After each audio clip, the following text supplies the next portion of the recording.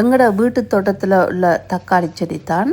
நிறைய தக்காளி பழங்கள் இப்போ பழுத்திருக்குது. இந்த பழங்களெல்லாம் நான் பறித்தெடுத்து கொள்கிறேன். இந்த பழத்தில் வேறு கறிகளுக்கும் சேர்ப்பேன். மற்றது இந்த தக்காளி பழத்தில் நான் குழம்பு செய்யலாமென்று பிடுங்கியிருக்கிறேன்.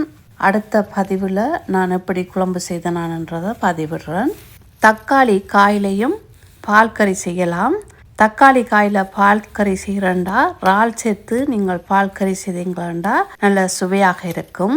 தக்காளி காயும் இறாலும் சேர்த்து பால் கறி செய்முறை பார்க்க விருப்பம்ண்டா அந்த வீடியோ நான் யூடியூப்பில் அப்லோட் பண்ணியிருக்கிறேன். விருப்பமான நீங்கள் போய் பார்க்கலாம். இறால் உங்களுக்கு விருப்பம் இல்லையண்டா நெத்தலி கருவாடு இல்லையண்டா உங்களுக்கு விரும்பின எந்த கருவாடு சேர்த்து சமைச்சிங்களாண்டாலும் அந்த கறியும் நல்ல சுவையாக இருக்கும்.